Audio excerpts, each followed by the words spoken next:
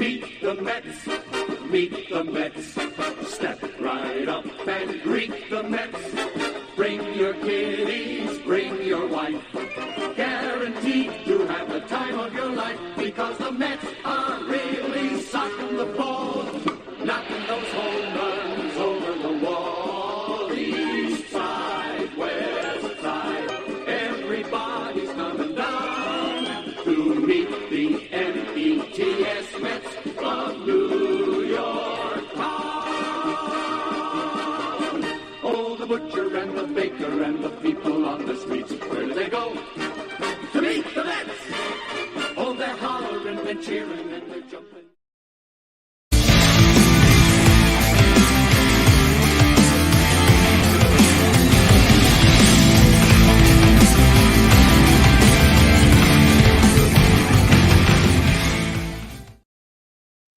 What's up, Mets fans? Welcome back to another Mets Hot Stove Live right here on the channels, all of our channels. Mets Roundtable, 3/4 of the Roundtable crew is here, hanging out with you guys for another Mets Hot Stove or Cold Stove, whatever you want to call it. Just talking right before the stream. Basically, what's wrong with this offseason? Why are players making it so hard to figure out where they want to be? There's only 30 teams. And usually in a player, there's maybe the most 10 teams in on a player, and they still can't figure it out. You know, what they should do, they should lock them all in a cage and says, pick a team, pick a hat, and then we'll let you out. And that's what they should do. And we'll talk about what baseball needs to do to get the offseason a little bit more fun, active, like football, basketball, and even the NHL got better with their offseason when it comes to trades, free agency, and everything like that. But let's say what up to the roundtable right here. Nelson, how you doing, buddy? What's up? Good to be back. It's been a little while. I took a little bit of a break. I needed it. It's freaking too much going on with the holidays, and this team drives me crazy anyway. Nothing's going on, and it seems like we're just repeating the same stuff over and over and over. So, but nice to be back. Hope everyone had a good holiday. Hope you guys had a good one, and let's talk some non-existent Mets news. Yeah, absolutely. I mean, content has been hard to come by if you're a Mets fan, for sure. If you're a Mets content creator, like you got to really dig deep to find content. Chris, how you doing, buddy? I'm doing well. I appreciate you having me back on, setting this up. Can you hear me all right? Making sure I have a mic check. Sound good? All right, sounds good. Yeah, I appreciate it. Good to be back on the roundtable. I know it's a little bit of a Mets cold stove season, so I took the opportunity to talk about Pete Alonso's contract extension that's looming on my channel today earlier on the True Mets Talk podcast. So make sure you guys check that out. Talked a little bit about these guys here that we're going to be talking at the top of the hour here with Manaya and Ryu as well. So all that good stuff on the channel. Thoroughly appreciate it. Good to see Nelson back here and his good-looking face on the round table. If only Hayden was here, we're just missing him. So I appreciate it, Rob. Thank you.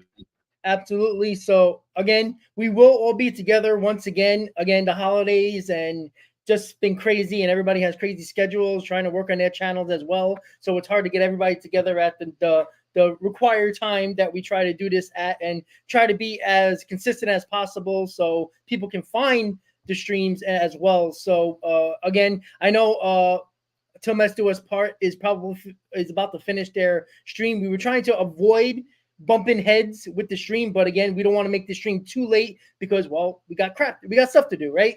So we started this a little later just to give Till Mets Do Us Part a little bit of of the spotlight, so we don't take away any of their viewers. But we are here now, and we're going to talk about the latest news that we heard recently, and that the Mets are in on Sean Manaea and Hyun-Jin Ryu. And again, this is not going to excite the Mets fan base very much. I mean, they are solid pitchers. We heard about Sean Manaea and going into this lab or whatever the hell he's doing, that he got a couple of 2 or 3 miles an hour on his fastball. I'm concerned about Ryu, and I'll get obviously you guys' opinions, and I'll give my own afterwards. But Chris, I'm going to start with you. When it comes to Manaea and Ryu, if he had to choose one, because I don't think the Mets are going to go mediocre on 2 starting pitchers. I think they're going to get one middle rotation guy, and then probably go out in the trade market and do that as we get a little further in the stream. We'll talk about that. But Are you okay with the Minaya Ryu interest? And who would you want if it was only one of them? Yeah, I'm good with it because honestly, the Mets need to add another lefty to this rotation, to be honest with you, to kind of pair up with Jose Quintana. So I'm good with Ryu or Manaya. I have a clear-cut favorite between the two. Understand that Ryu is a little bit more polished, a little bit more balanced pitcher, but I like Sean Manaya, and I truly do think the Mets should take a shot at Sean Manaya. Not only for that increased velocity, like you were mentioning, and I believe it went from 91, 92 miles per hour up to 97, 98. So Yeah, we're talking even more than 3 or 4 miles per hour on that fastball. I think it was the line drive or drive line lab that he went to, something of that nature. It's on X. Go check that out. I like Sean Manaya. He's versatile, appeared in 37 games for the San Francisco Giants last season. Only 10 games started, so he did come out of the bullpen as well. Has that fastball, four-seam fastball, throws it predominantly 55+% of the time. And he does have a nice little mix of off-speed pitches. Now, on the other hand, Ryu obviously is not going to wow you with the strikeouts. He's not going to wow you with the fastball. He has a lot more of a balanced arsenal, 5-pitch arsenal. So, like I said, I'm just rehashing everything I said in my video today. And when it all comes down to it, I really do want to take this chance on Sean Manaya because you have a rotation of Jose Quintana, who missed the first half of last season. Luis Severino on a prove-it-year deal is an unknown in terms of his injury history, right? Kodai Senga going into year 2, although he made great adjustments, this is only year 2 for Kodai Senga, and he probably is going to have to make more adjustments and continue to adjust to the MLB level play. So like I said, all those factors taken into consideration, that's why I like Sean Manaya.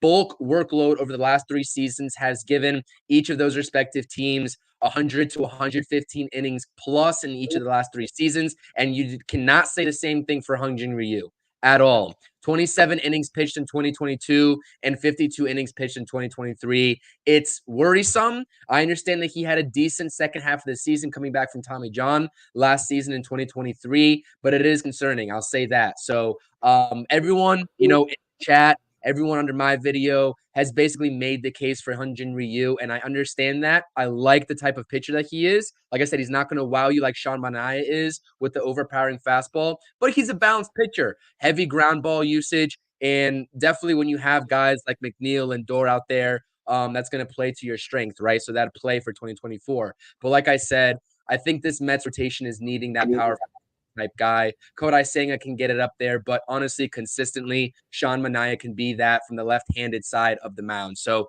give me Sean Manaya when we're talking about the. Absolutely. Nelson, same question, buddy. Yeah, to me, it's a clear cut as well. Listen, Ryu doesn't really, he hasn't pitched since 2021, basically. He's barely pitched the last 2 years. He's a super soft tossing lefty. His average fastball is like 88 miles an hour, I believe. Manaya, even without the extra velocity from the pitching lab, is still better than that.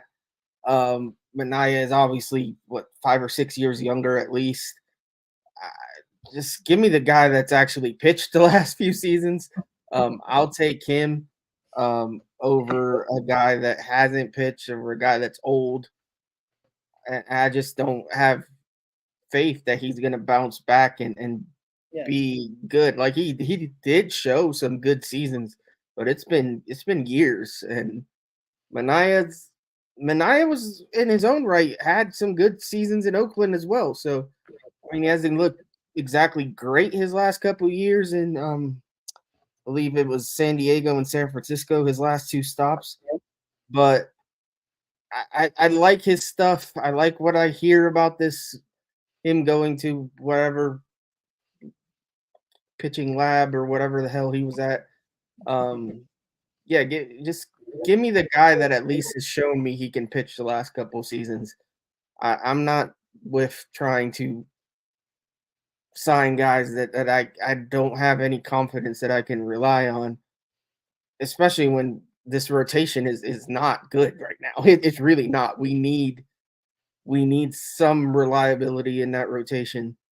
Not that this is the guy. I mean, if we just get Minaya, is I confident in this rotation? No, I feel like we definitely need someone else, but we got to start somewhere. So yeah, give me this guy and let's move. But at this rate, everybody that we're connected to ends up signing somewhere else within a day or two. So, or in some cases within hours. So I wouldn't be surprised if we end this stream and we get Sean Manaea went to whoever, the Chicago Cubs. I don't know. What it just that's just the way things have been working this offseason.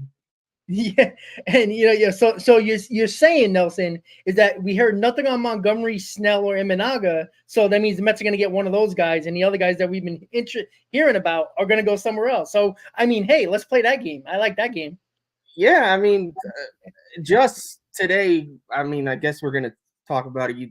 I see the topic on here, but yeah, Feinstein out of left field said that we're still interested in Snell, Montgomery, and Imanaga.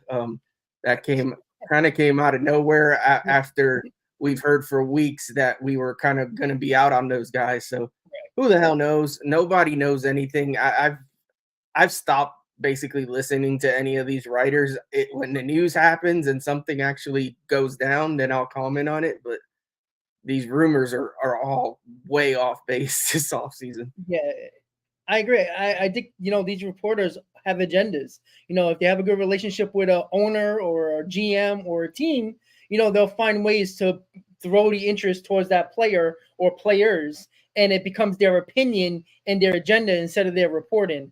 And I think that's the biggest problem now. We don't know who to believe. I mean, we could say Will Salmon, Jeff Passan are probably the trusted reporters right now who are well above the other ones, but I want to, before we get into the next topic, I agree with you guys, Sean Manaea, 100%. I like that whole pitching lab thing where, again, we saw Jacob deGrom do this, and I know I'm not comparing deGrom to Manaea or Manaea to deGrom, but remember, deGrom ticked up 2 to 3 miles an hour more on his fastball within basically 2 years by basically changing his arm angle, changing his the way he winds up, and just more balance on his landing foot as well, and everything worked out to a couple miles per hour more on his fastball. And when a pitcher finds that and they can repeat it, Shohei is dangerous, and we already know he's a good pitcher. He pitched really well, and last year, if you look at his second half numbers, they were outstanding with the Giants. I mean, the Giants didn't do nothing in the second half, but he was outstanding. And that's something that you have to look at as well, where sometimes the pitcher just figures it out again, and he's young enough to figure it out. He's not a 36-year-old pitcher that you're hoping and praying like Ryu. Again, Nelson said it. When was the last time he pitched almost a full season? 2019? 2020 doesn't count. 2021, he was injured. He was good, but mostly injured. When he pitched, he was good, but you got to have him on the mound to pitch well. And then the last couple of years, he just wasn't good as well, and he didn't pitch. And that's a problem. I think the Mets need guys that go out there every fifth or sixth day and do what they need to do, and that's pitch. So I know people are crazy in the comments right now and talking about it, but we'll get to the comments. And guys, if you want to bring up any comments, please just stop me and shut me up to bring up a comment. But because my comment section is not working very well for some reason, it just stopped. So if you guys see it, that's great. So you can get Chris.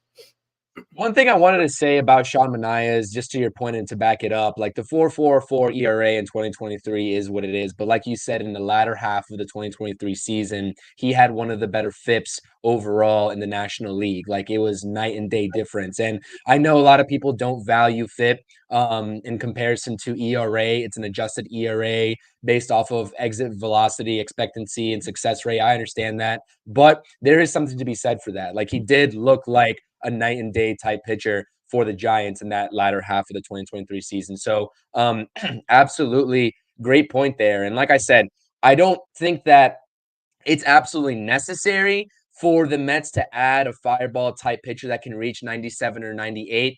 But damn, watching this team and this rotation over the last couple of years, it sure would be nice. So that's why I would love this sort of fit for the Mets. And the last point I want to make here, if in case we're changing topics here, is that all three of us up here, and I don't want to speak for you guys, but I almost will because I think that we've already said it and rehashed it. we understand that these aren't going to be the moves that everybody wants. Like, we understand that. We've already accepted that. We're sitting up here and talking about the latest reports because at some point, the Mets do have to fill out a rotation with regardless of what the name is. They have to fill out the rotation. So we are just trying to give the most objective takes with what we have as information from all these reporters in terms of who they're going to sign, what they're willing to give as a contract, etc. We know that this isn't the most optimal offseason. I've already said it, got on record that this offseason is a complete 180 of what I expected in the beginning of the offseason. And it just is what it is. Like, I can't sit here and dwell over it as much as I'd like to. We just got to move on and sort of analyze this team in an objective light moving forward. So I just want to throw that little nugget out. Yeah, and I agree. And we'll get to the second topic in just a second. But when it comes to these pitchers, and again, it's not it's not like the Mets didn't go after Yamamoto. They did. It's just that he chose elsewhere, right? So it's not like they weren't at the top of the pitching market. And again, even Steve Cohen said it in his quote after the Yamamoto signed with the Dodgers. You're not just going to pivot just to spend the money. Just because you were willing to give $325 to Yamamoto doesn't mean you got to give $200 million to Snell and $160 million to Montgomery and says, okay, we spent the money. There you go. I mean, now you're going to have a bunch of number threes in there that, could be a number two. Yes, Snell. I don't trust Snell at all. I don't consider him an ace because the way he pitches scares the hell out of me.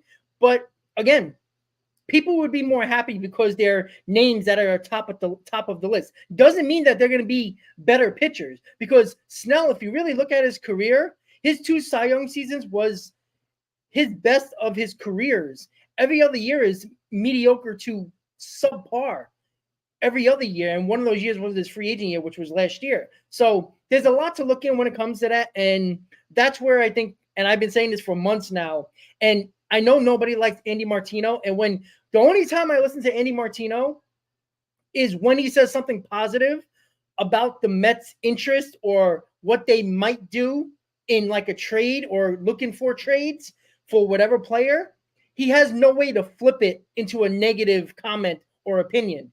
And that's when I know that that's when he's actually trying to be a reporter. Because on Mets Hot Stove yesterday, and I brought it up in one of my videos, that he said that, and this is the next topic now, Stearns is aggressively in the trade market for starting pitching. And he said, and Andy Martino said exactly this, it's not the Hauser type of pitcher. So what does that tell you?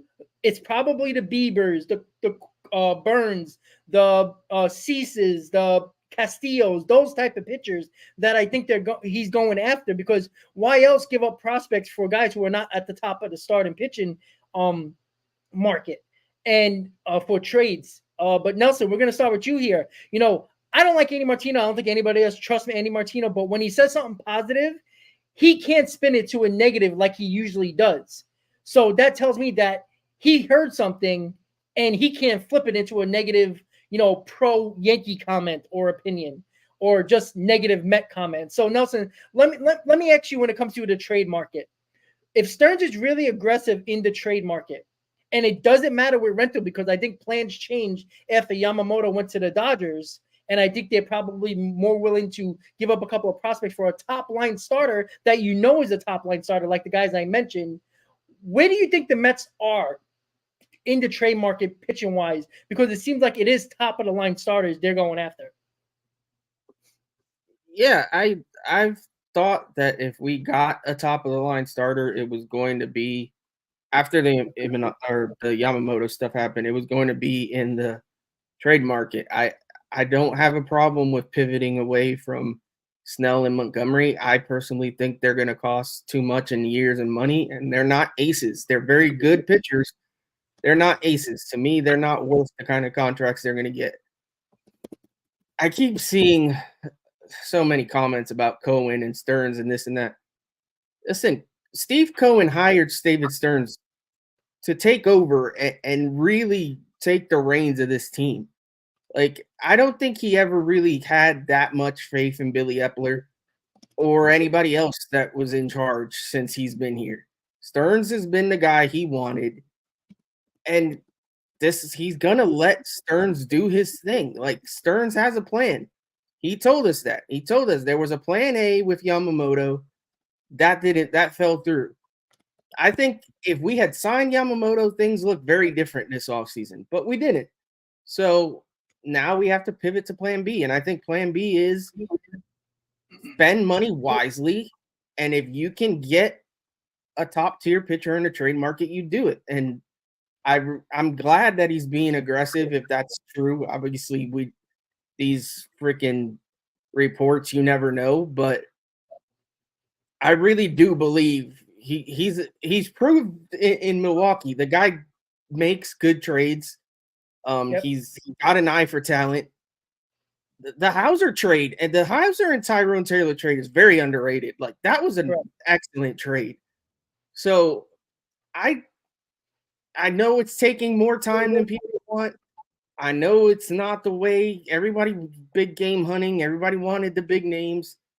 I tried to tell people, unless it was Yamamoto, like I didn't really think we were going to get any of these huge free agents, but everybody wanted to say, "Oh, Cohen's a billionaire. Cohen's a billionaire. We're going to sign everybody." Well, here we are.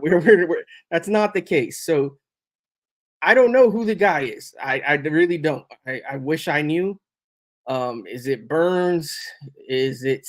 I would love it if it were Cease. Is Seattle looking to trade one of their guys? I don't know. I heard rumors they're having some money issues over there. And it could be anything. It could be something we don't see at all coming because that's how the Mets tend to roll. That's how Stearns. I mean, we didn't see that Hauser trade coming. I just really think that this is the way to go. Hopefully they can line up that trade for a top of the rotation guy, and then we won't. I feel like that'll settle some people down because right now you look at this rotation, it looks like crap. I can't argue that. I'm not going to try and sugarcoat it. It's not pretty, but that can change, and I think that's what people like.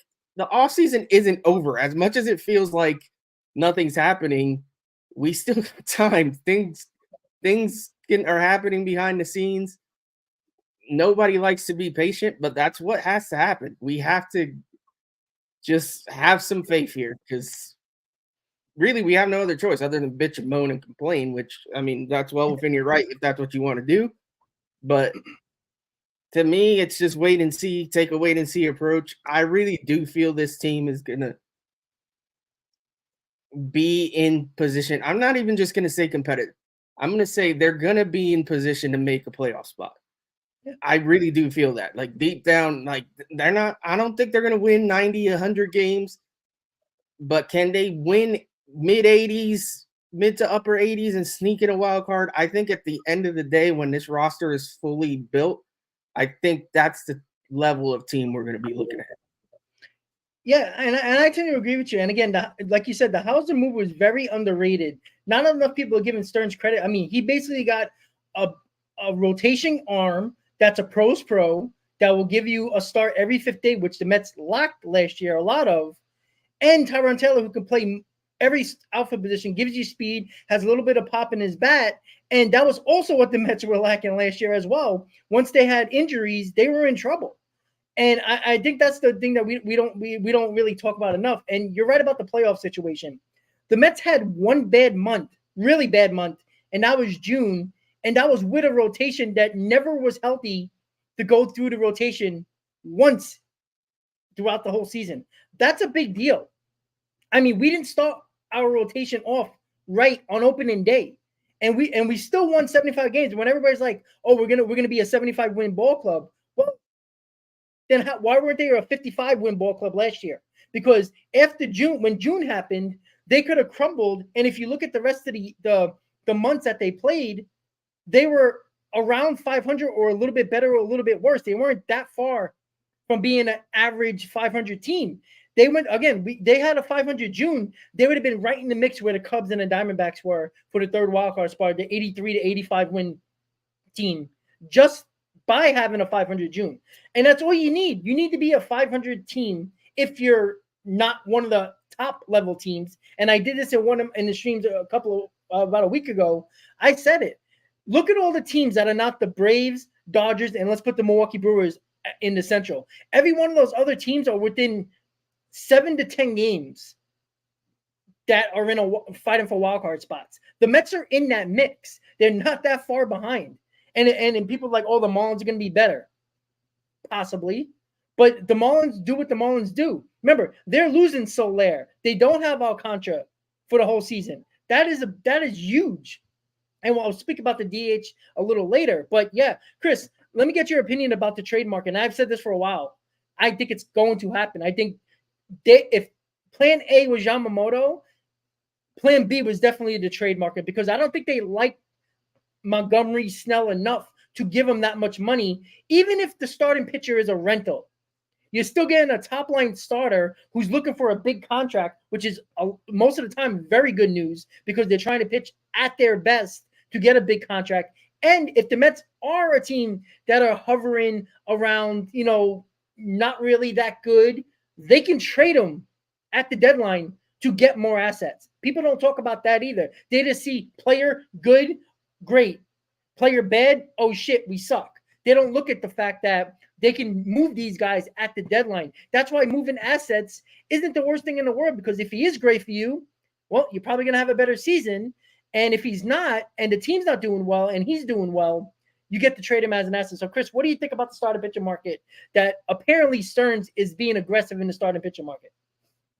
Yeah, I'm not too sure. Before I get into the starting pitching market, Ethan put a comment up here saying that Starling Marte singled in his first at bat in winter ball, which is obviously good to see. There's a little bit of Starling Marte update. But anyways, starting pitching market, listen, I'm not going to go out there and talk about, a Castillo sort of trade from the Mariners. Passan was sort of taking a dig at the Mariners a couple days ago, maybe 2 weeks ago, just sort of speculating why they don't add on to that already pretty decent roster, whether they're having money issues or not.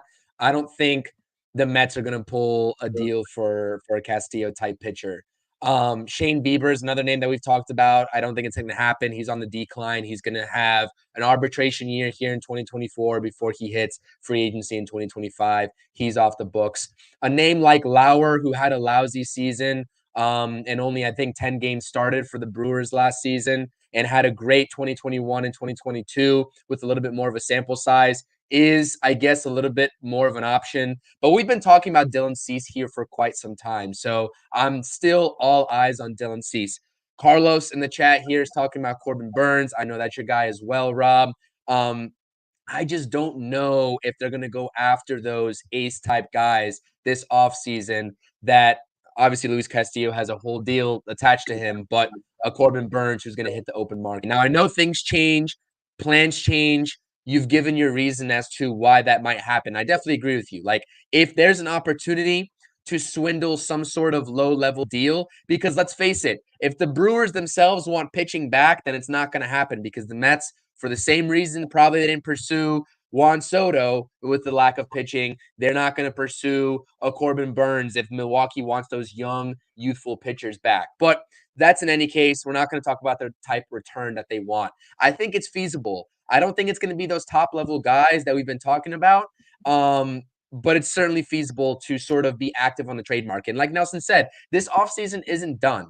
I'm gonna save my full judgments in terms of grading this team in terms of the win-loss record that we're gonna see in 2024 until we see how the rest of the season shakes out. Now, other guys that might be on the table in terms of the trade market, you take a look at the Seattle Mariners again, taking away Luis Castillo. Their 2, 3, and 4 options in Logan Gilbert, Bryce Miller, and who's the other guy? Who's the third guy in that rotation? Can anyone help me out? Does anyone know off the top of their head? Because I completely forgot. Those 3 options I would not be mad at. That's whatsoever. And those are a little bit more realistic, to be honest with you. Mitch Keller is a lower-end guy, in my humble opinion. But he's also an option, too, if the Mets want to play a little bit more money ball. Not to have any disrespect that Mitch Keller or anything like that. He's just not the type of name like Castillo or Cease or Burns, with all due respect. So, did you pull up that name, Rob? Because it's eating at me. Yeah, I'm trying to look at it right now. It's Logan, it's Castillo, Gilbert, someone, and then Bryce Miller at the end of that. So whoever that. No. That's their fifth starter. Emerson Hancock. No. Robbie Honestly, Ray, hold on. that's all they're on their depth chart right now. Robbie Ray's the only other guy. No, there's one other guy that I'm missing here. Yeah, I only see Anyway, like George Kirby, Bryce Kirby, okay. Miller, and Logan Gilbert. Yeah, George Kirby. Yeah, that's what I'm saying. So any one of those three is certainly a play. Logan Gilbert's probably my favorite of those three, but any of those three would do to fit into this 2024 Mets rotation. And Rob, you made a great point here in terms of collecting assets, regardless if it's going to happen in the near future in this offseason or if it's already happened. Especially with these bullpen type guys that teams are going to be calling for if they have a great first half of the season. That's a very underrated point. And to sum this all up, just in terms of the trade market, etc., I tie this all back to a great tweet that Nelson tweeted out earlier today on his X account. Shout out to Nelson, and taking a look at the Mets' projected total salary cap after the 2024 season compared to the 2024 season. It doesn't make sense to tie yourself up to Jordan Montgomery, who's going to want ace-type money, Blake Snell, who's going to demand ace-type money, or even a Shota Imanaga right now, who's going to want that 5-year contract north of $100 million, which is a lot more than what his original market was set at. So I think trades are on the table. David Stearns has showed a willingness in Milwaukee to sort of go after those trades. I'm just not convinced it's going to be those top-of-the-line guys until the Mets prove otherwise to me. So that's what I got. A couple names out there. The Seattle Mariners, though, not a bad team to look at if you're looking at a trade partner for starting pitching, because they got 3 realistic guys in that rotation to go at. Yeah, and maybe we can fleece Dipoto like he tried to fleece us with the Diaz-Cano deal a couple years back. So, all right, let's start off with the other topic that we're going to talk about. And Imanaga, again, he's only got, 8? It's going to be 7 days to sign with a team before he has to go back to Japan. And it's weird that he's getting so close to the date, and there's really nothing about him yet. No, has he met with teams yet? I mean, we're a couple of days, past the new year. Like, what the hell is going on with Imanaga? And Nelson, I'm going to start with you with Imanaga. I put the topic: are the Mets? Is the radar signal on Imanaga still? Are they willing to go 5 years, 85 to 100 million for Imanaga? Because a lot of talk now that it's going to go north of $100 million with another Japanese pitcher. I don't know if there's Imanaga still on their radar, but I think they're going to be one of the last couple of teams in on them, and I think they're probably going to pull out once that number gets north of $100 million. What do you think, Nelson? I have no clue. We were talking before the stream started. It seems like for whatever reason, all these Japanese guys just want to sign in California. So my best guess, he signs up with one of those teams. For Christ's sake, it might be the freaking Dodgers again, because the Dodgers seem to get everybody on a I'll owe you later deal. I'll give you $1 million this year and $100 million 20 years from now. I don't know. I wasn't against an Imanaga move in the beginning. At this point, if the strategy is to try to not spend big and try to save that money for next year, I'm almost out on it. Like I'd rather, if he's gonna get north of $100 million, if he's gonna get 5, 6, 7 years, like I almost rather just pass. If he comes cheaper than that, and it's not as much as they seem to be indicating, then sure, I guess we could take a flyer on it. I just don't see it at this point. I don't know. Even I have trouble trusting these reporters. I don't know where Feinstein pulled this out of, that after we've been hearing nonstop that the Mets were not going to be in on Snell, Montgomery, and Imanaga, all of a sudden he pulls this report out that we are still in on them. He's the only one that I noticed saying that, unless I missed something. To be honest, unless I hate to give Martino credit, but unless Martino, Salmon, guys that are more connected with the team say something like that, I'm kind of hesitant to believe it, just because the one dude that's really been on this offseason and been right for the most part is Will Salmon from The Athletic. Yep. So I tend to believe what he says more than anything else. So if he says we're still in on these guys, then I'll buy it a little more. I don't know. At this point, I don't see it. I think, as we talked about, I think the trade market is the route to go, and then maybe we do sign another back end guy like a Manaya. Hopefully not Ryu, but maybe Ryu. So yeah, I don't see it. I could be off base. I just don't see it. I'd rather save that money and figure it out next year, man. At this point, as Chris mentioned in that tweet I did, our estimated payroll after taxes is already at $283 million. We're probably easily going to clear 300 after all is said and done. I really think the Mets are trying to not, if they can, try to not go too crazy over that number. And listen, the team, I don't know. I just don't think this team is in as bad a shape as people seem to think. Yes, the rotation doesn't look good, but there's other factors. There's guys in the minors. There's guys that are gonna play this year a full season that didn't play last year a full season. If by some miracle, if we get 2022 Starling Marte instead of whatever that garbage was last year, that changes the lineup instantly. So this team can be good. I really do believe that. Are we spending that money on a Imanaga? I don't think so, but I don't know. It seems that everything we think is going to happen, the opposite happens. So who the hell knows? Yeah, and I tend to agree with you on that part. And and the whole thing, like, again, we do act like this team going into last season wasn't a 101 win team. Yeah, it was a disaster at the end, but they still were, right? Besides the rotation being extremely well, which we all forget, what rotation, it wasn't really a healthy rotation in 2022 either. I mean, Chris Bassett was the only one that was actually pitching every fifth day in that rotation, and Walker. Other than that, it was Scherzer getting hurt, being out for 6 weeks, getting hurt again. DeGrom was out half the season. It was David Peterson and McGill. That was the rotation for the majority, almost for 4 months of the season. We forget about that. And if Marte is half of what he was in 2022, that's automatically better than what we had last year. We all assume the DH is going to be better. We know Francisco Alvarez is probably going to be really damn good, and we forget about those 25 plus home runs that can add to this team as well. We had a down McNeil, a down Alonso average wise, and if Nimmo and Lindor do exactly what they did last year, that's automatically a better lineup than we had last year. Not including that, what if Beatty or Vientos show a little more something offensively? And who knows what left field, but say if left field ends up being Tyrone Taylor, he can be better, or at least on par with what Canna brought in 2022.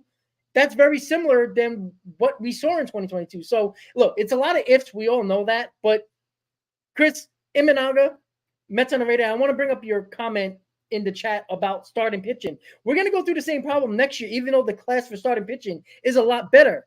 But guess what?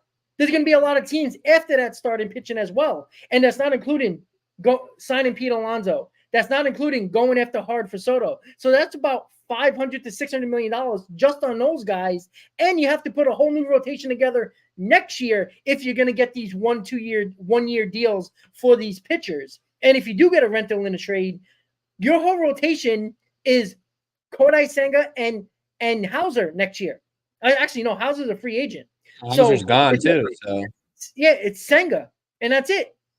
So it's back next year. We got to sign 2 or 3 guys at top level market, and you're back in the same situation. So that was a great point for you in the chat. But what do you think about Imanaga on the Mets radar?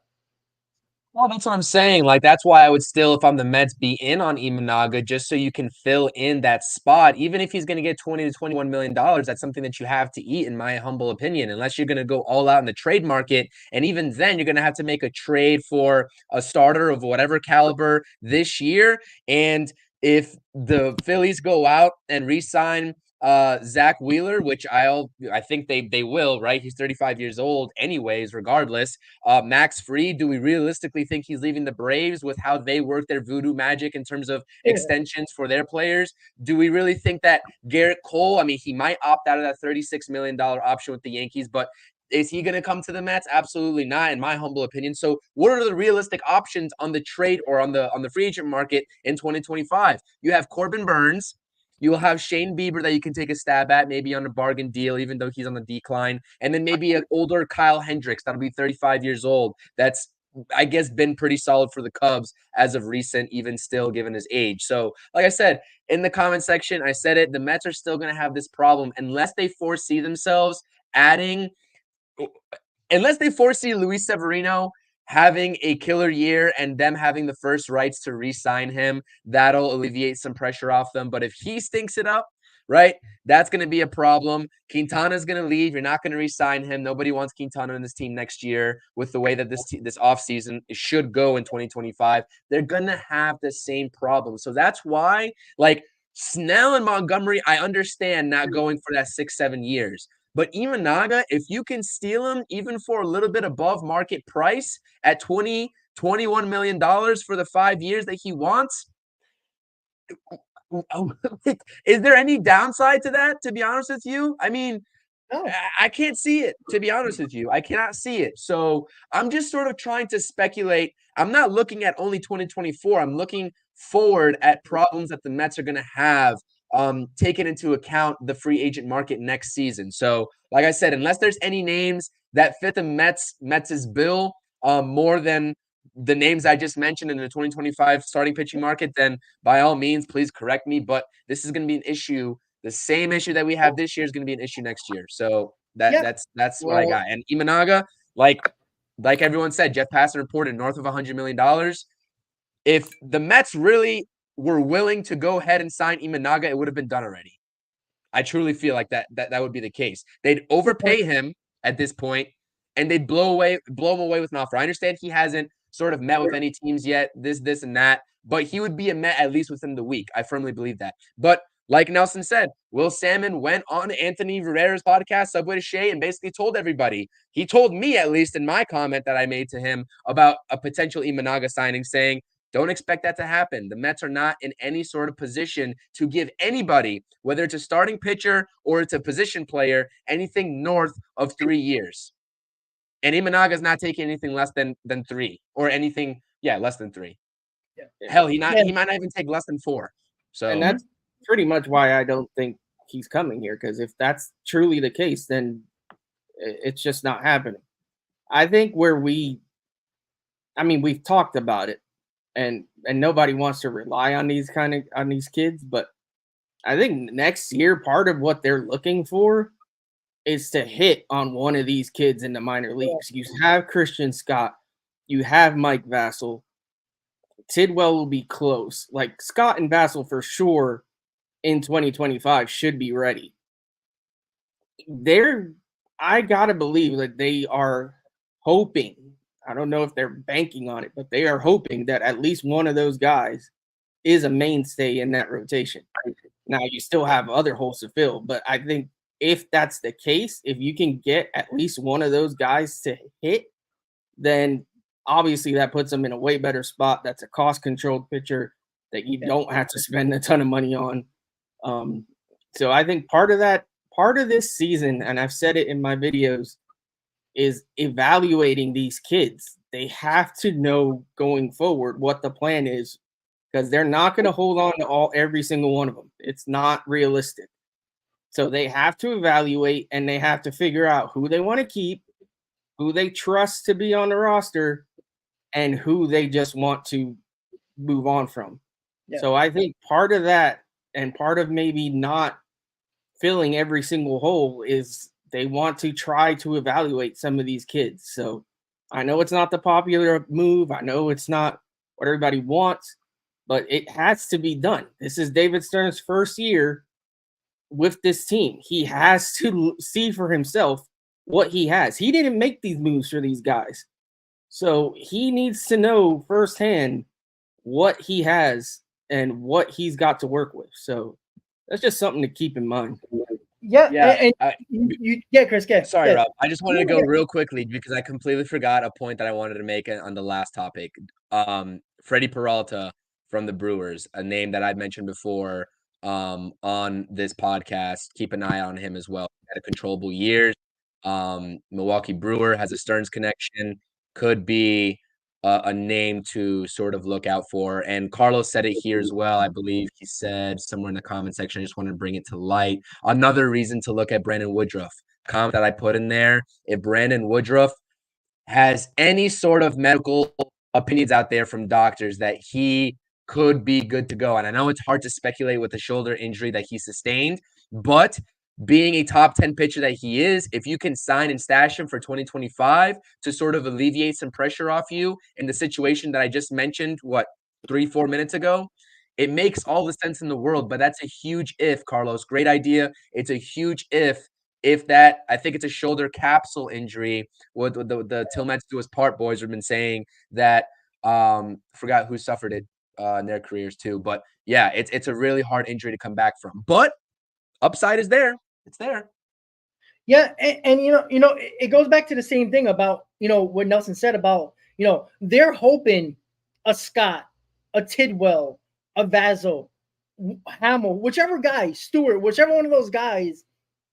I think they're really hoping that this year in the minors, one of those guys step up to be all world and just be like, wow, this guy can be a one or a number two. And then the Mets really have something cooking here because then, you got Senga, you got one of the prospects that are in the top line of the rotation. Now you only need another top pitcher, if that's Burns, if that's Bieber, whoever they choose in the free agent market, Walker Buehler, one of those guys that are another top line guys. You only need one instead of two. That is huge. And you're right about Woodruff. That shoulder capsule is dangerous. I forgot the player. He actually tweeted something.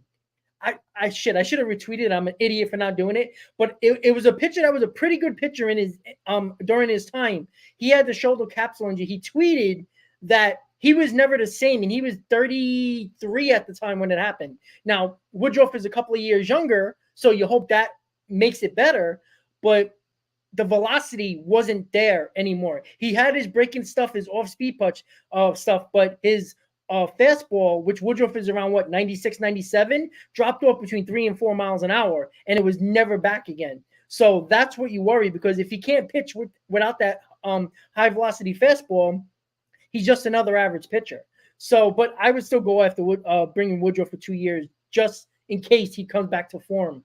But yeah, and that's why I think the Mets are going after a guy who might be a rental in the trade market because of the fact I don't think they want to give 4+ year deals to any of these guys. But I believe, Chris, you said it. I don't see the downfall in signing Imanaga or Montgomery, not necessarily Snell, but even Snell, I'll put in that mix. We have to remember, we act like they're only pitching in 2024 and they're going to fall off the face of the earth. Even if you are transitioning in 2024 and evaluating a lot of these guys are still going to be here in 2025. That's one less pitcher you have to go after in the free agent market. And they might actually turn out to be very good. And I just don't understand the fact when people are like, oh, we're punting on 2024. Why sign Montgomery or Snell or Imanaga? Well, they're going to be here in 2025 regardless.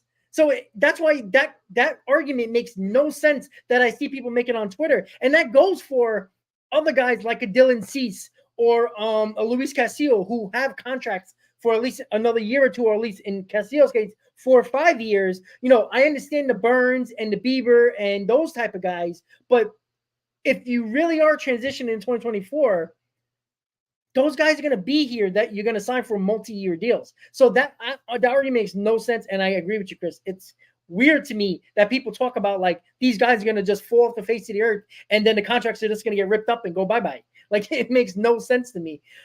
All right. Let's get to the DH. Oh my freaking God, the DH. Can we get a DH? Can we get somebody who is actually, competent at DH that can hit 20 plus home runs and be a run producer for once? I want to bring this up because Passer wrote this on ESPN's his article. According about Jorge Soler, I know Martinez is on the topic, but we all like Jorge Soler for the most part. I think power-wise, everything else is kind of like eh.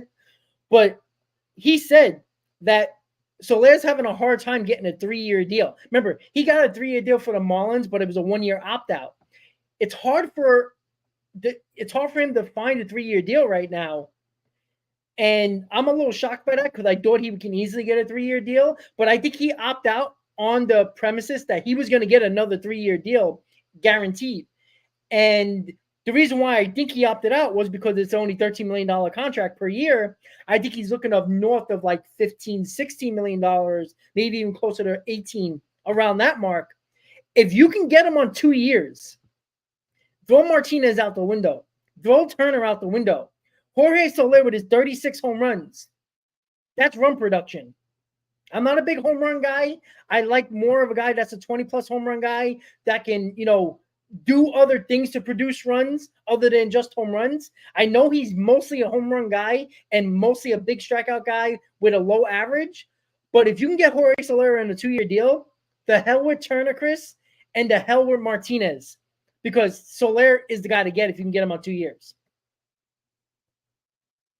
Yeah, and like you just said, it sort of was weird to think about a type of Jorge Soler contract and sort of speculate on it. And now it's good that we're getting these reports that he's sort of having it's not good for him, right? It's not good for him, but it's good for the Mets' case in case they want to engage in negotiations with him. And that contract that he signed with the Miami Marlins was very weird. It was a very weird contract, especially given the type of production he gave the Atlanta Braves in that sort of World Series run that he had in 2021. It was a weird contract. I can foresee him probably at this point, if he does struggle finding a solidified 3-year deal, pivoting to a similar type deal that he took with the Marlins just for a higher AAV. Maybe you're looking at 3 years, an opt-out after the second, a team exercise opt-out after the second, or a 2-year deal with the player opt-out after the first. Something along that range, which plays a lot more into the Mets' strength this offseason than anything beyond that. So, absolutely, we've been talking highly of Jorge Soler's power upside, especially if you plug in those 30 to 35 home runs, even 40 home runs right behind Pete Alonso. Absolutely scary 4-5 duo there, or 3-4 duo, however you want to play the lineup, and however Mr. Mendoza plays the lineup. But absolutely, if that doesn't work out, I think we pretty much know Teoscar Hernandez is not on the horizon. He's more likely to get a Starling Marte type deal for 4 years. Although you never know at this point, like Nelson said, things just happen to get thrown in our faces out of the loop, and stranger things do happen. But JD Martinez, if Soler is truly out, and he is able to get that longer term deal in 3 years, and the Mets are out on him, I think JD Martinez is probably one of the better options. But I still, like, when you talk about Justin Turner and JD Martinez, I still might have to lean with Justin Turner, to be honest with you, because honestly, at the same rate, you might have the same problem in signing JD Martinez, being a little bit younger than Justin Turner and coming off of what? I think he was an all-star last season as well with the Dodgers. So he might be asking for the same type of deal, 3 years, given that he's only 35, 36 years old, and Justin Turner's 39. So when you take a look at that, obviously it's all contingent on the type of contracts and the type of sort of market that these players are surrounding themselves in terms of what they're asking for these teams. And that's why I think Justin Turner, even if we haven't heard of any sort of reports and the Mets talking to Justin Turner in the recent couple of weeks, it wouldn't surprise me if we start to hear murmurs of those negotiations starting to pick back up after they've done their due diligence on a Jorge Soler or a JD Martinez. So that's how I would best sort of situate the DH market. But you'd be surprised, Nelson and Rob, how many people on my YouTube channel, how many people on X are clamoring for Mark Vientos to be the everyday DH in 2024. And honestly, the flip side of the table, if this is a transition year, why not give Vientos that everyday shot at the DH spot?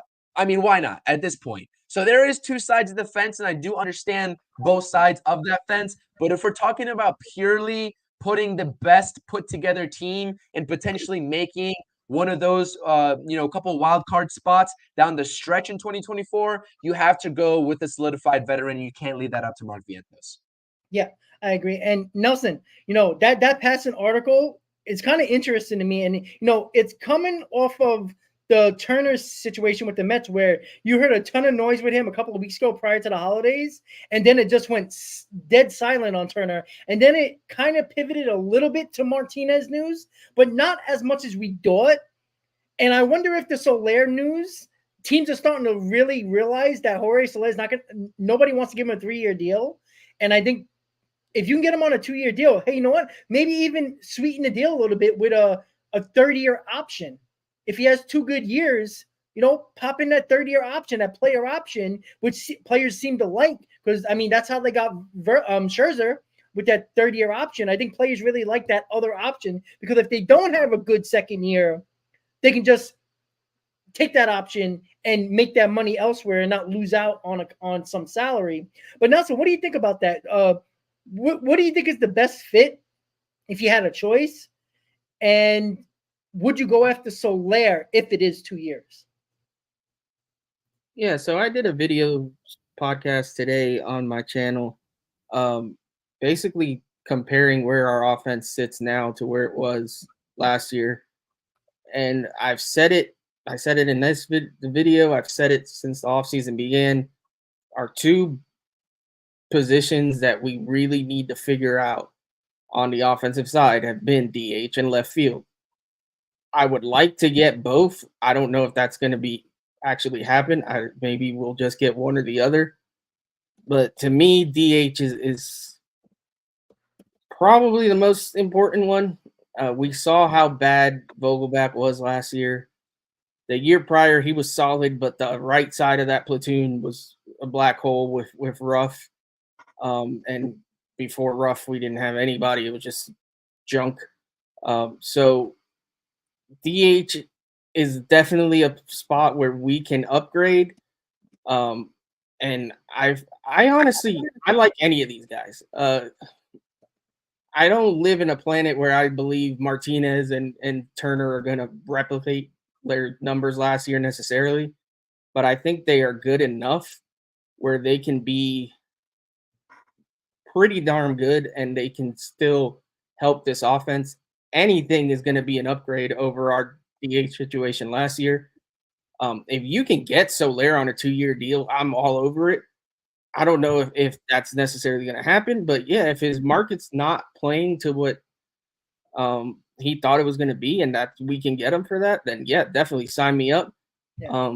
But I'm not going to complain if we get any of those guys. I really think any of those 3 guys would be a huge upgrade to the offense. DH and left field, like I said, those are the 2 positions where we can really make a difference and make a stride compared to last year. Besides obviously McNeil improving it and Alonso having a little bit of a better year. So this offense isn't as bad as some like to think. And it's not out of the realm of possibility that Brett Beatty turns it around. Like, it can happen. So as far as Vientos, listen, I get fans like him. I feel like a lot of that is coming from falling in love with that last month of the season, because honestly, outside of that, he was garbage. So I don't know. To me, I find it hard to invest in September numbers because we see crazy stats in September all the time. Teams aren't necessarily always throwing their best guys out there. Some guys are pitchers that are getting call-ups from the minors. It's just, I don't know. I'd love to believe that Vientos is it. If that's where we end up going with it, I'm not going to yell and scream about it, but I don't know. I personally can't buy into that last month. And I think that if you have an opportunity to really improve at the DH position and get somebody from the outside, And if one of those three guys, Martinez, Soler, and Turner, are it, you have to pounce on it. This is a move you got to make. Besides, obviously, the needs in the rotation, like fixing this DH spot, it has to happen, in my opinion. Yeah, and if you follow Stearns, and most of us do, he loves power. He loves defense and power. That's one thing that he always have with the Brewers. Guys that might not hit a lot for average, but he loves the power. And again, I don't think anybody would complain. I think Met fans are so desperate for a signing that is a name that people know, at least normally, like a Turner, Martinez, Soler. I think they would just be happy with one of those guys, because I think every one of them brings something to the table that the Mets need, right? Martinez brings that protection and power that Pete Alonso needs in this lineup, and that would be, a hell of a lot of help. Justin Turner, I said this for a while, Chris, I agree with you. Justin Turner brings more than just the bat. And what I always liked about Justin Turner was that he's a run producer that doesn't rely on the home runs to produce those runs. And on top of that, he can spell Alonso at first base every now and then. And if Beatty or Vientos don't work out at third base, Turner can play third base. He can. I think he played about 20 plus games, maybe more than that actually, at third base. Because I know he played a lot with Boston. He played at third base because I know Devers was there, but he played a decent amount at third base as well when Devers wasn't playing. When they gave Devers a day off on the field, he played I think about 20 something games at third base. He can do that still. I'm not saying Turner's got to play 100 games at third base, but if Beatty and Vientos don't work out, and the Mets are waiting until after the deadline to bring up an Acuna, maybe give an opportunity there, then Turner can spill that, and he's a professional who still can play decent defense. And Soler, again, another guy is protection for Alonso. Again, I don't think Turner is the protection that you really necessarily want to protect Pete Alonso, but he's a guy that, again, doesn't strike out a lot. And he's a gap-to-gap hitter. And I love guys that can produce runs in other ways, just home runs. I'm sick and tired of seeing guys swing for the fences with 2 strikes, not slow down their swing a little bit and hit the ball the other way. That shit pisses me off. And we saw the Mets, a lot of them last year, including Alonso, who even though he had 40-plus home runs, he is a guy that when Pete Alonso is on, is hitting balls to right center, hitting balls in the gap. That Pete Alonso was so good in 2022 because he was batting that 260 average. He was getting bat on ball. He wasn't striking out looking just for the home run. I like Justin Turner a hell of a lot more. I know the age is a problem, but it's what we need right now is a guy who can, because I'll tell you right now, if the Mets do get Martinez, if this guy doesn't hit home runs, look at the seasons where he doesn't hit home runs. The run production is not there. So you basically got Vogelback numbers, 16 to 20 home runs with 60 RBIs. Martinez did that a couple of years ago. That scares me because if he don't hit the home runs, he can't play the field. So he's basically a guy with no position. And if he doesn't hit the home runs, he's not a run producer. And that's what scares me, Chris or Nelson, whatever. Anybody wants to bring up anything else with that? Yeah, no, NY committee said it the best. In terms of this offseason, Justin Turner, of the 3, I think is the best fit for this team in 2024. If you have to give him that second year, if that's an absolute must, a deal breaker for him, he becomes an automatic great bench bat for you in 2025. But I think it is the best fit for the New York Mets there. And I love what you said about the opposite field hitting. That's something I've stressed, especially with Pete Alonso. Night and day difference when you see him hitting the ball the opposite field and even over that right center field wall. Pete Alonso's on a different playing field. And then I think Gums here in the comments said, how do we learn about Vientos if we don't play him? You know what? If you take a look at any of our Interstate Mets Report streams, I basically said from the very top that I don't see Vientos as a long-term fit for the New York Mets, regardless of what his upside may be. I never saw it, and I don't think that's still the case. I don't think he's going to be a Met for long, and that's just a simple matter of the fact. However much you like him is a different story. If you're a Vientos fan, I got nothing against the kid either. I just don't think he's a fit for the New York Mets moving forward, and I've always. Yeah, and I think the positionless part of a player, I don't think Stearns likes at all. That's the reason why they didn't tender Vogelback a contract. That's the reason why they tendered DJ Stewart, because he's versatile. Stearns loves versatility. again, Vientos is not versatile. He's a DH. And if he hits, he's a DH because he can't play the field well at all. We saw his terrible footwork at first base. He's really not a third baseman, in my opinion. So, again, he don't hit. Again, maybe he will. But again, can you trust that? Maybe for 2024. But if you don't work out then what do we do? We're going to talk about Martinez and Turner and Jorge Soler or those type of bats again at DH because we can't keep on doing this every year. You got to find somebody that's going to fit at least for the next couple of years. Nelson, what do you think about that before we get into the left field options? Yeah, no, to me, Turner is probably, I've said it on the Interstate Match Report, probably my number one pick out of those guys. But like I said, any one of them would be an upgrade. I'm not going to, beggars can't be choosers, right? Like, we need somebody. So whoever will take that 1 to 2 year deal at the right money, bring them on in. I get people like Vientos. I do. I don't see it, man. I see, in a sense, I see the same thing with Stewart. A lot of people love see DJ Stewart and say, "Oh, look at all these." He had a nice run where he hit some homers, but he's outside of a very hot stretch, he wasn't very good either, and he never has been. So I think people got to be careful with falling in love with these little flashes of very good baseball because you got to look at the overall picture. And yes, I get Vientos hasn't had a lot of playing time, but when he did, outside of that September, he just hasn't been good. So I have trouble having faith in that. If they choose to go that route, fine.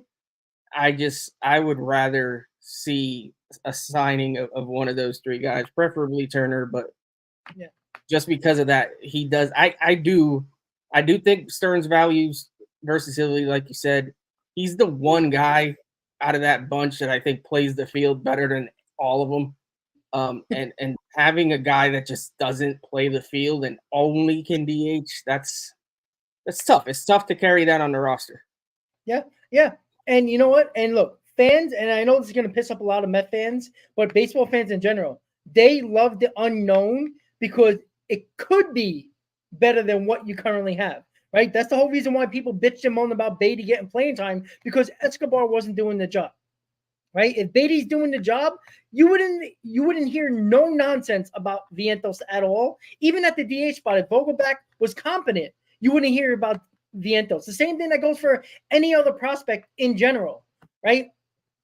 The unknown is so much favored towards fans because the unknown can be great, can be better than what you currently have. But again, if the Mets would have kept Escobar and didn't trade Escobar, how much better was Beatty? The only thing that's different is age because Escobar overall had better numbers. And it's not like Beatty was here in September. He was here for most of the year. They brought him up quite early because Escobar was struggling. Like the numbers are not that far off. It's just that the age is different. And the unknown with Beatty is more appealing to fans in general. And I understand that. But you also have to take a step back and stop with these homegrown guys that you fall in love with for no reason at all. There is no reason to fall in love with Brett Beatty. I love his swing. But you know what? He's a completely different player from the minors to Major League Baseball. He's a different player. He catches the ball. He does right swing-wise, launch angle-wise in the minors, but when he gets to the majors, he hits ground balls. We can't have him hitting ground balls if they're not finding holes. He's not a 300 hitter. He's a guy that can hit 25 home runs. That's what we need from him. If he provides 15 home runs for us, that's not helping his team enough to what we need. And if you're not getting better defensively, you're a waste of time. And that's something. This is the evaluation part. And I believe Nelson said about the starting pitching prospects.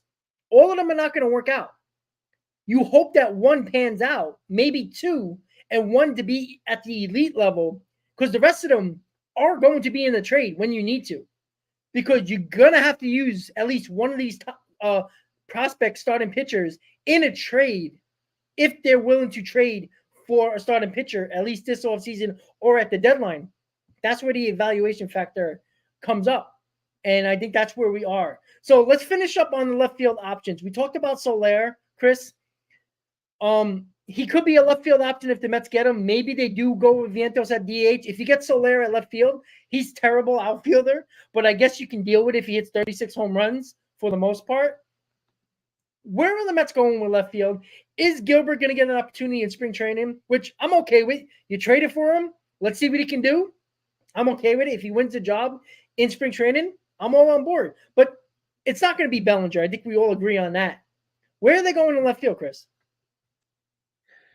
I wish I had the answer. This is probably the the hardest question of the New York Mets to try to figure out.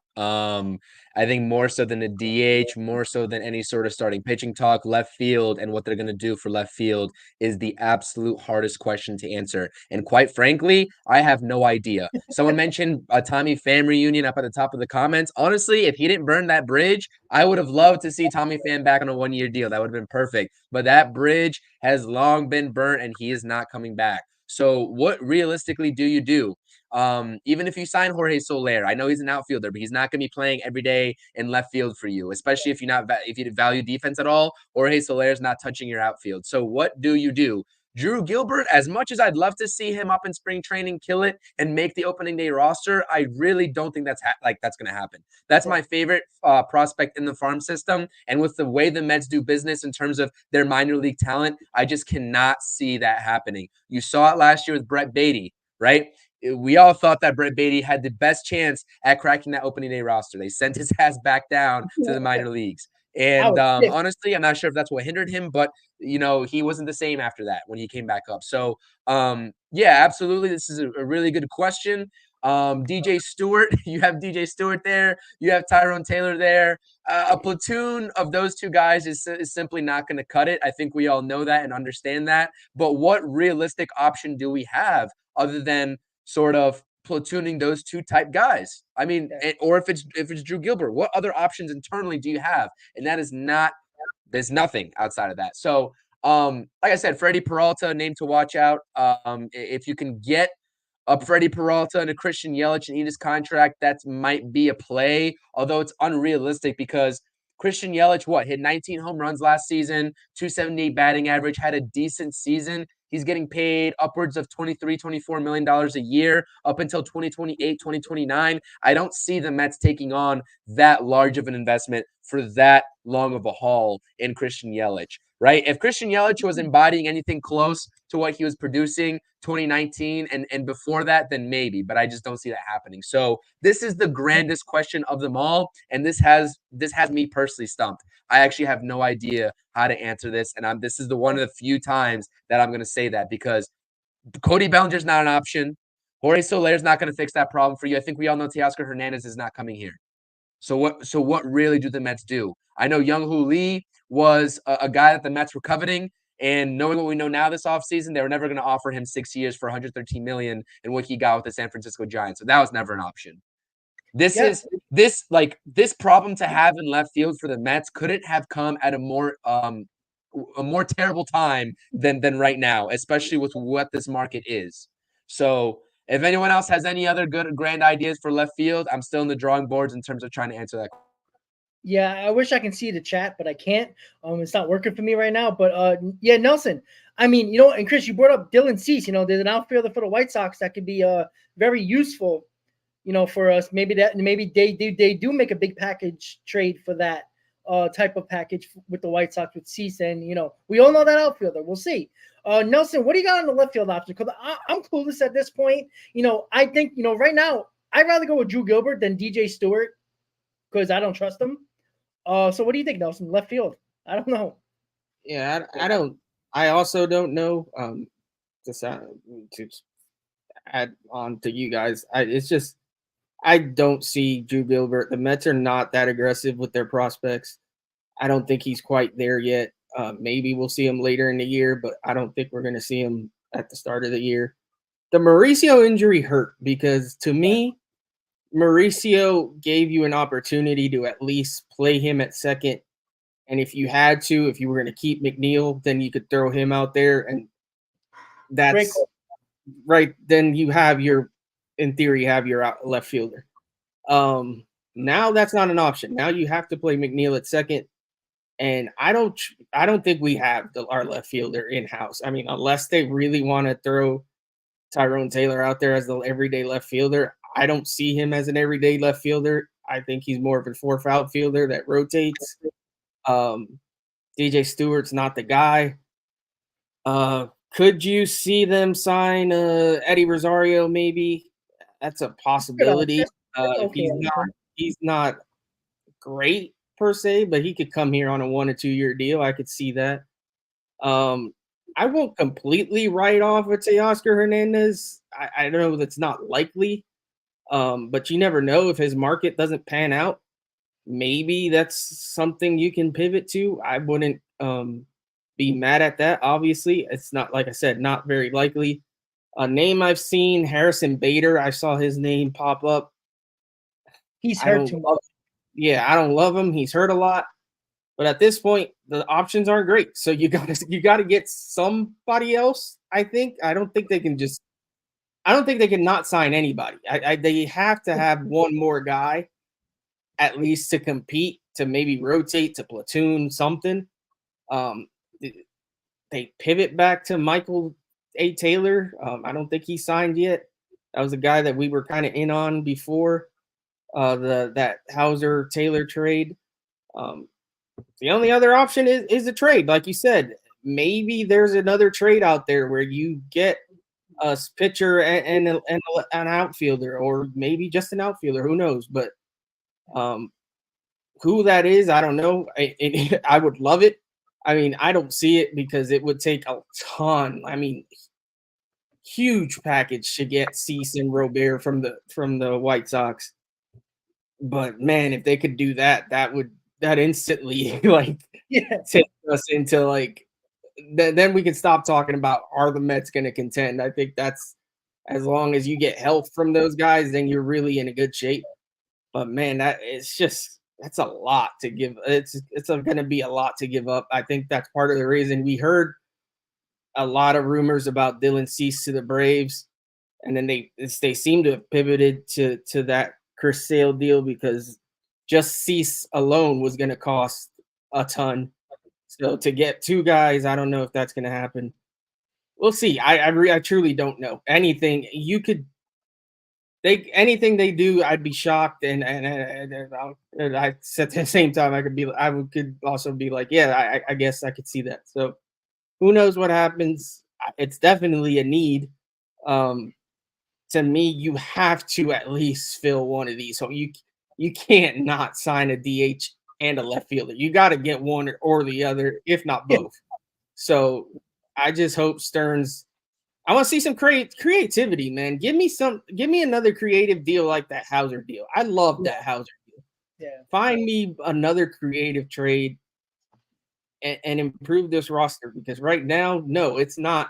Right now, if you ask me, I'm thinking we're in high 70s, low 80s, maybe. We need a couple of additions at least to really get into the conversation about making playoffs. Yeah, and we keep on bringing that Dylan Cease situation. And Chris, I know you're looking at the comments. Thank you for that, by the way. What about the Mets taking on the Andrew Benintendi contract with Dylan Cease? Would that help the trade package that goes back? Because he's a good defensive left fielder. He doesn't do much with the bat anymore. He's okay, but he's a really good defensive left fielder, and they gave him a ton of money. And the White Sox are in transition, not even in transition. They're like in rebuild mode, because they're going to probably try to trade Dylan Cease.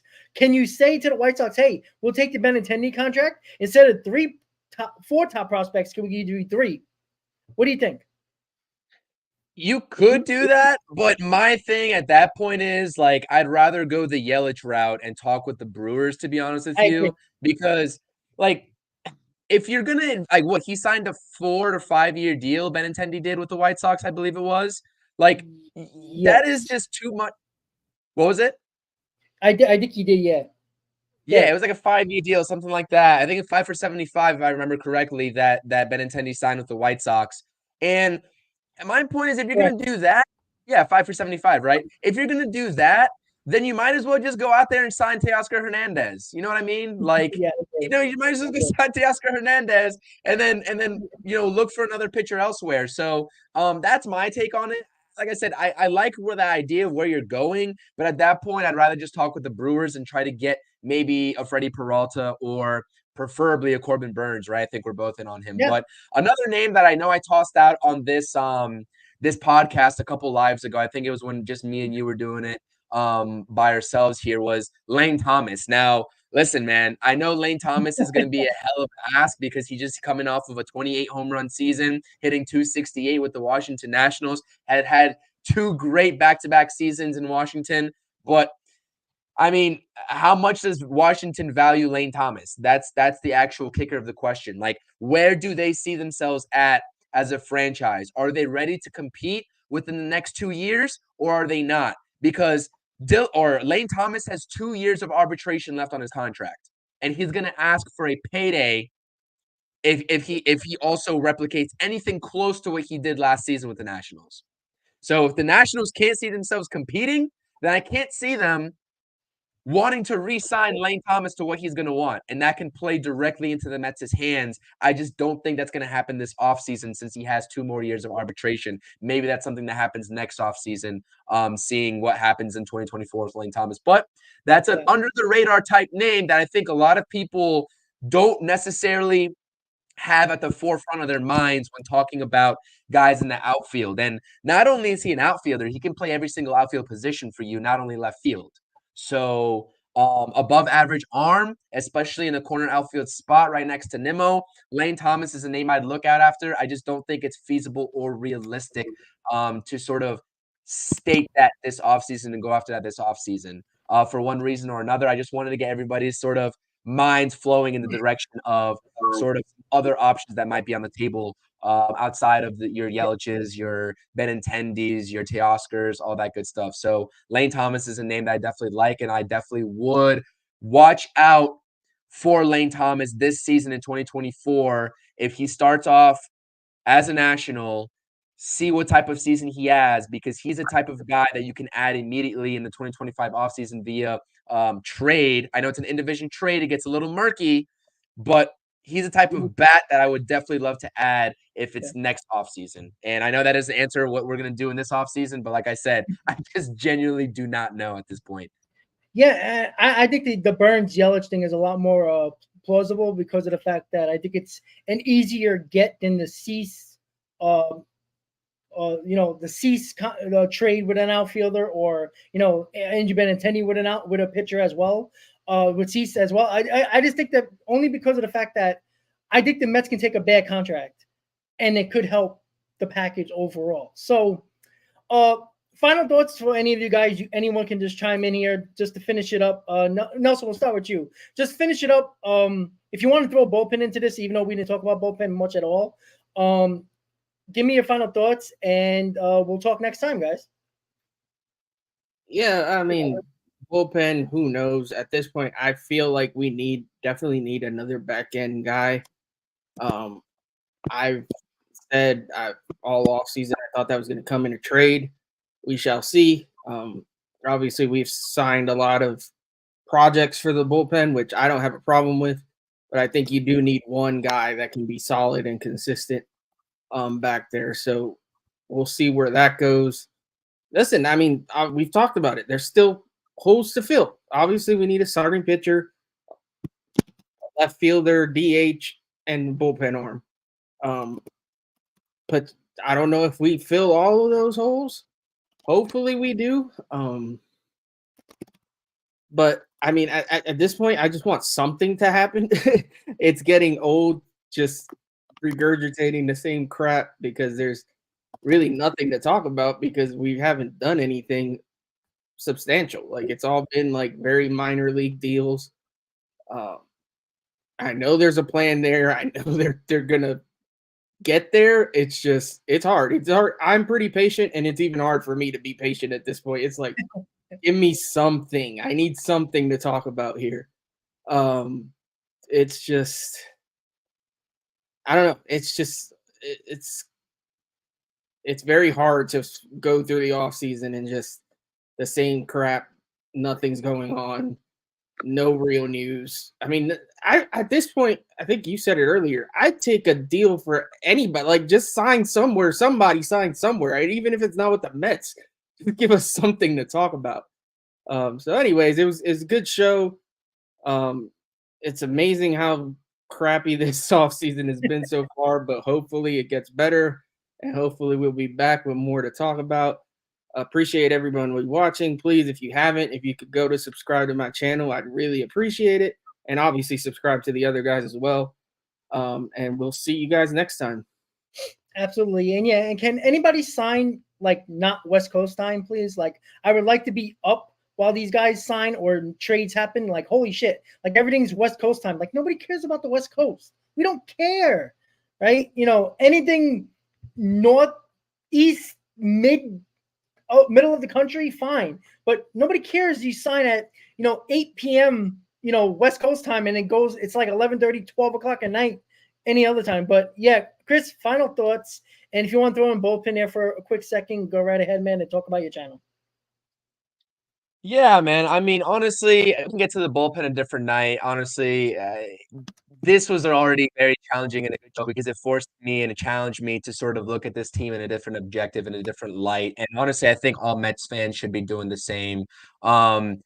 Like, we all know what this offseason already is. We already seen at face value what the Mets are giving us and what they're willing to give us this offseason. We can sit there and complain about it, call the Mets a 75-win team, not making the playoffs, or we can talk about this team and how they put a competitive roster from here on out to the end of the offseason, and that's how we can do so. That's what I'm going to do. So I hope everyone in the chat is following my lead, but I definitely appreciate everyone tuning in. I appreciate all the comments. I like talking about this team in a sort of objective manner and sort of looking at all different avenues that this team can go down from now until the end of the offseason. Because like Nelson said earlier in the stream, like, this offseason is not nearly finished whatsoever. So we still got moves to make.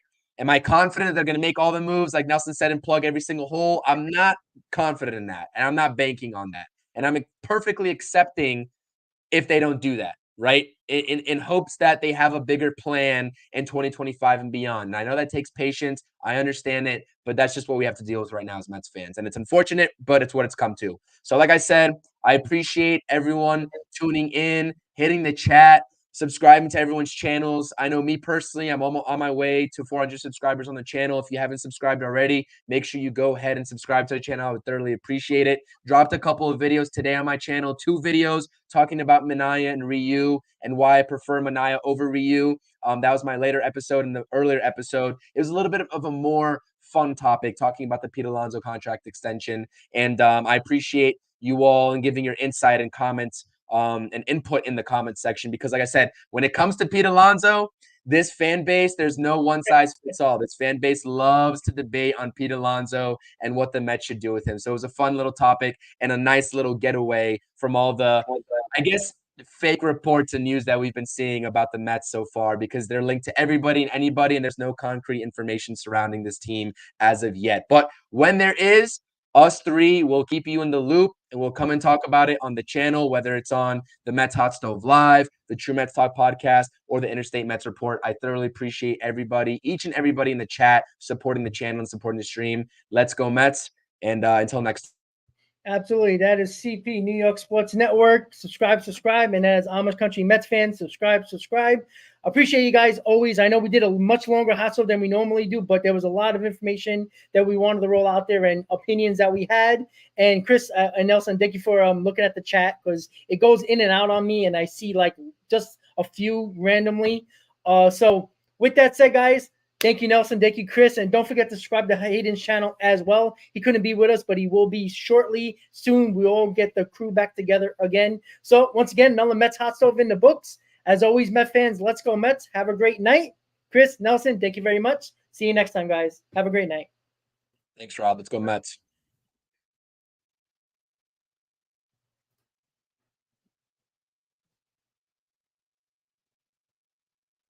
They're cheering and they're jumping in their seats. Where do they go? To meet the Mets! All the fans are true to the orange and blue. So hurry up and come.